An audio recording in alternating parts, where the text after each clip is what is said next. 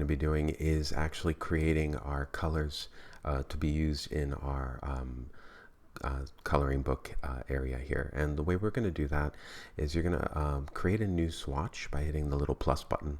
That'll open the new swatch color picker window.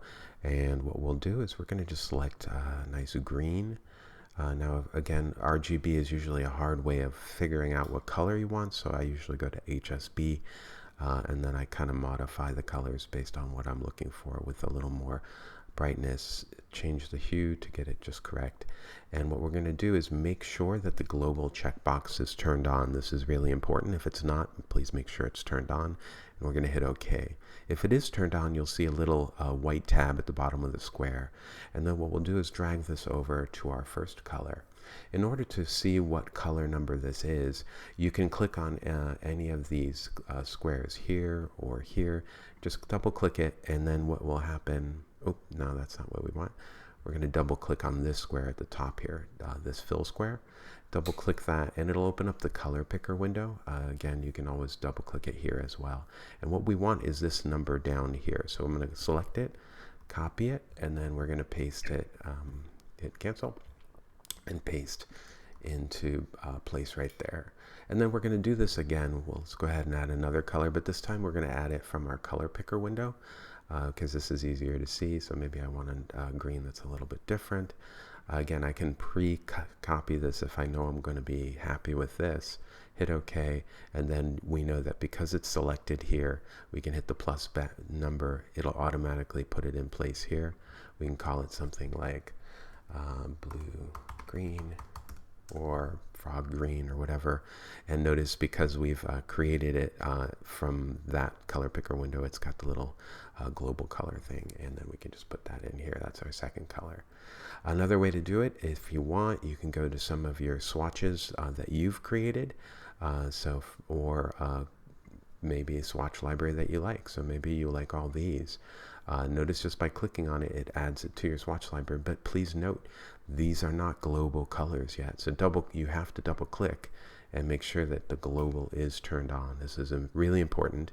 We want all white colors. And go ahead and rename it if you're going to be using it. So I'll call it red brick. And maybe I do want this one as well. Again, turning on global color for all of these. I guess it's not as important to name them if you don't want to, but sometimes you do. Maybe I want to slightly change this one to this orange color here, and then turn on global.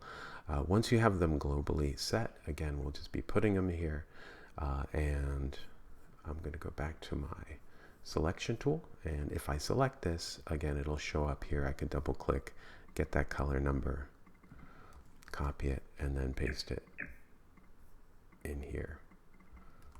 There we go. And go back to my selection tool, select that, double click it, copy this number, and then paste it in here. And then go ahead and do that for all the color swatches that you will be using in this drawing. And don't worry about changing things, because here's the nice part about global colors. So go ahead and put these in because they're in my swatches library. If you were to use them, and I'm just going to, there's a couple ways of coloring this, but we'll be using the live paint function. So for instance, you could always just drag this into an area, and you'll notice that it will actually populate that area with color. You could also take these and you can use the live paint feature, the letter K. K is in, because it's not listed in our toolbox normally, it's hidden. But the letter K will give us our live paint. And the way live paint works is, I'm gonna go back to my selection tool. You need to select the thing that you want to paint before you hit the live paint tool. So select your entire image, hit the K for live paint, and you'll notice that everything gets kind of outlined and selected, and this allows you to kind of zoom in. And now, whatever fill color you have selected, it will paint. So for instance, maybe I want to paint with this color. So holding the Option key down jumps me to my icon, my selection icon. Now my hope is that it'll only change the fill color, but it didn't. It changed the outline. So let's see how that works. And then holding the Option key down gives me my eyedropper tool, which selects the fill color, but also the stroke color. Let's hope it does not add a stroke in, but we'll find out.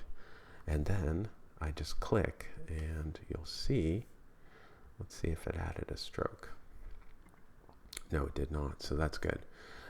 It allows me to then fill in just by clicking into areas. Now, if I make a mistake or I don't like what I've done, I can undo it. Command Z to undo.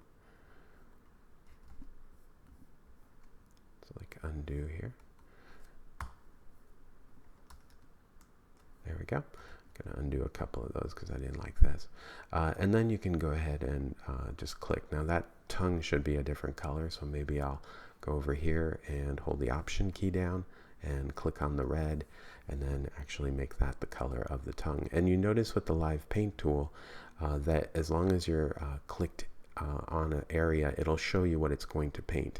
So be really careful. Don't accidentally paint the black lines, because then that kind of defeats the whole idea of what you're seeing here. So again, so you have a couple options. You can just drag, if you have everything selected and drag from the swatches, you know that it'll paint everything, so be careful. So maybe I'll Option click here, and then I'll paint this little guy, and then maybe I'll paint, and so you can kind of go back and forth. I'm going to Option click here and on this color, and then paint that, and maybe paint that, and just go through and paint what you want. Now here's the cool part. If you've got a frog and this green is just not to your liking, I'm going to deselect things. If these are global colors, the cool thing is you could double click on any of the swatches and watch what happens when I turn on the preview and then shift these around. So I'm going to go to the HSB. I'm going to actually change the saturation and make the frog a little darker. And you notice that anytime you use this swatch, everything that you've used for this swatch gets changed. So for instance, if you wanted to make the frog a little bit lighter and a little bit more yellow, for instance, and a little less saturated because it was just too much, you can do that after the fact, and then you're going to hit OK. If you do this to your coloring book drawing, please make sure to double click this color that you've just changed, copy this new color, copy it, right, and then make sure that gets pasted in here as well. So I'm going to triple click here and then just paste it, Command V. We don't want these numbers to be incorrect. So go through and color in the coloring book drawing using the Live Paint. Again, for Live Paint, must select first and then hit the K, and that allows you to paint with whatever fill color you have here, and use your swatches to change those fill colors around, again by sampling one of the swatches that you've put in place here, so by Option clicking, and then just painting this object and getting close and painting, seeing what you're doing, and being very careful not to select the black, because it will paint all the black lines like that, and then all of a sudden you won't have the coloring book look. When you're done, make sure you save this file and send it to me as a Adobe Illustrator file via email.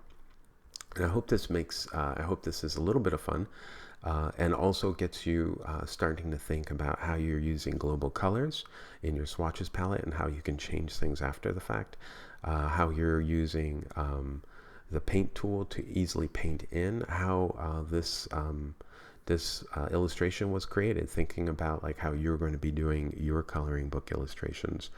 Will you be making them abstract? Will you be making them figurative? Are you going to be cartoonish? Are you going to be realistic?